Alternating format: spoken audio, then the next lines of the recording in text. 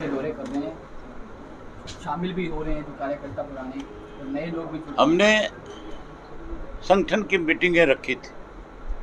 हम अपने संगठन का विस्तार करना चाह रहे हैं और लगातार कार्यकर्ताओं की डिमांड थी कि जैसे चौटाला साहब ने एक बूथ 10 यूथ संगठन के साथ खड़ा किया था, इंडियन नेशनल लोकदल पार्टी को नए सिरे से इस संगठन को और विस्तार करना चाहिए, बड़ा करना चाहिए।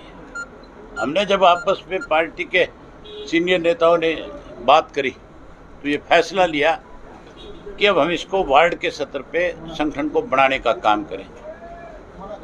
हमने जो मीटिंगें बुलाई थी वो केवल संगठन से जुड़े हुए लोग जिनको जिम्मेवारियां दे रखी उनकी थी। हमारी सोच तो ये थी कि ज़्यादा से ज़्यादा जो पार्टी के 300 साढ़े 300 पदाधिकारी हर डिस्ट्रिक्ट हेडक्वार्टर पे है, उतने लोगों को बुलाएंगे, उनके साथ संगठन का विस्तार करने के लिए चर्चा करेंगे, उनकी राय भी जानेंगे और अपनी तरफ से उनकी जिम्मेवारियां लगाएंगे।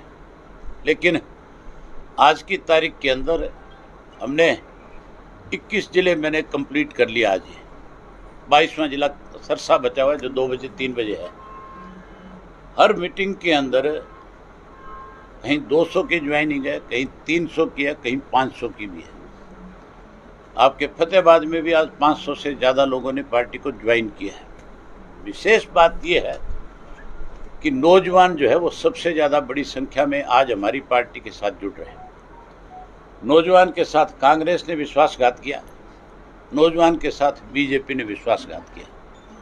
नौजवान के साथ सबसे ज़्यादा बड़ा धोखा अगर किसी ने किया तो वो जजपा ने किया, जिसने समझबाग ये दिखाए थे कि 75% आरक्षण लागू करके तुम्हें नौकरी देंगे। आज हरियाणा बेरोजगारी में नंबर 1 पर पहुंच गया।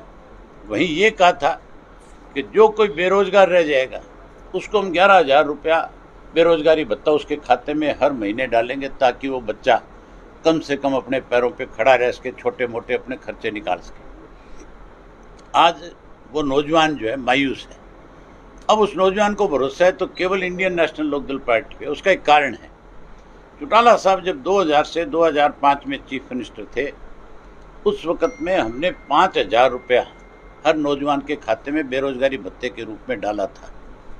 आज क्योंकि महंगाई बढ़ गई, इसलिए उस पैसे को भी और बड़ी उसमें देना होगा। हमने फैसला किया है कि 2024 में जब हमारी सरकार बनेगी, हम नौजवान को बिल्कुल मायूस नहीं होने देंगे। हम पहली बात तो उसको रोजगार देंगे, नौकरी देंगे।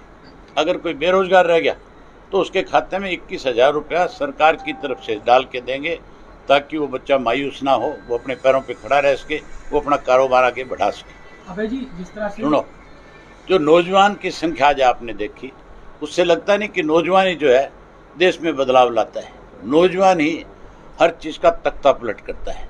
ये तख्ता पलट है, ये जो इतनी बड़ी संख्या में नौजवान आ रहा है, ये 100% इस सरकार का तख्ता पलटने का काम करेगा और इंडियन नेशनल लोकदल पार्टी की सरकार बनाएगा। मैं आपको एक बात और बड़ी खुल के कह सकता हूँ, इलाहाबाद का उपचुनाव हो जाए और जिस दिन इलाहाबाद के उपचुनाव में सरकार में जो लोग कैंडिडेट बन कर के आएंगे, जिनकी जमानत जब्त हो जाए, उसके बाद इस सरकार का पतन शुरू हो जाएगा।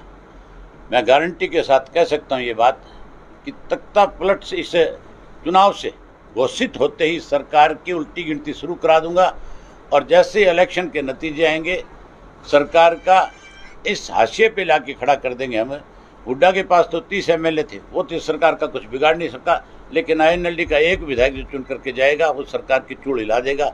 इस सरकार का तख्ता पलट करने में बड़ी भूमिका निभाएगी। कश्मीर के नेताओं से प्रधानमंत्री और गृह मंत्री ने बातचीत की, क्या लगता है आपको किसानों से भी इस तरह से प्रतिनिधिमंडल से बातचीत करनी चाहिए, उनका समाधान करना चाहिए, क्योंकि लंबे समय से किसान वहाँ बैठे हैं, कश्मीर के जो नेता उनसे मिले, उसी तरह क्या लगता है आपको कि किसानों से बातचीत करनी चाहिए? हमारे देश का प्रधानमंत्री सबसे बड़ा नौटंकीबाज है। लोगों का ध्यान बांटने के लिए हमेशा इस तरह के छोटे छोटे हथकंडे अपनाता है।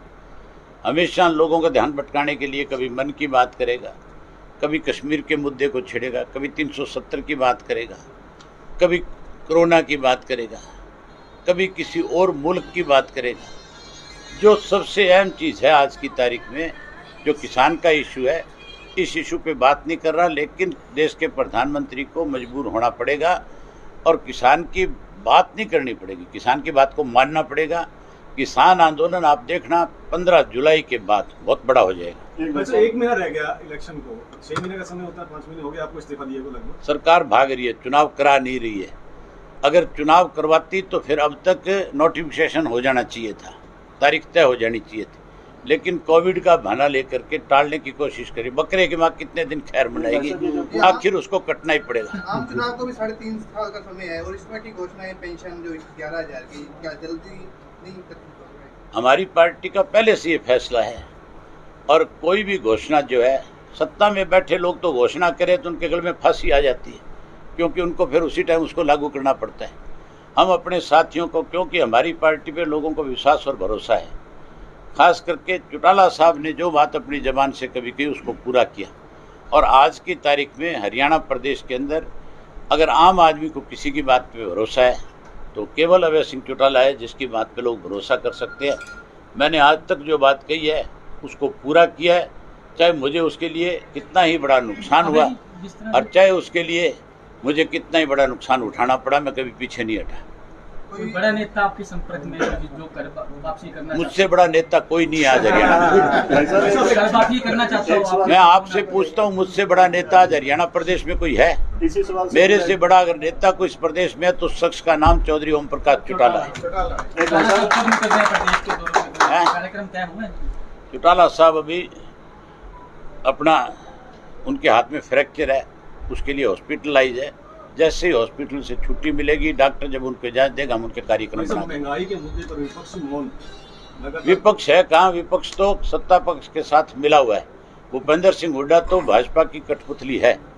आपको पता नहीं है कि किस तरह से हुड्डा ने अपने लड़के को राज्यसभा में भिजवाया, किस तरह से सुभाष चंद्रा को भूपेंद्र सिंह हुड्डा ने वोट दे करके राज्यसभा में भेजने का काम किया। जो लोग आपस में मिले हुए हैं, आप वहाँ पक्ष और विपक्ष की बात कैसे कर सकते हैं? ये तो बिका हुआ सौदा है, लेकिन बहुत जल्दी लोग इनको सबक सिखाएंगे। लोग फील्ड में उतर रही है महंगाई को लेकर। हम तो हमेशा ही फील्ड में रहे, हमारी फौज कभी बैरक में नहीं गई, हमारी फौज लड़ाकी है। हमने हमेशा लोगों का विश्वास जीता है। राज्य किसी का बना उससे कोई मतलब नहीं है, लेकिन हमारे लोगों ने लोगों के दिलों के ऊपर राज किया है। आज शहर के अंदर किसी भी रिक्शा वाले से रोक करके पूछ लो कि तेरे को किस पार्टी पे विश्वास और भरोसा है, वो खुल करके कहेगा कि INLD के वर्कर पे मुझे भरोसा है। इलाहाबाद में ओपी चौटाला जी कैंडिडेट हो सकते हैं?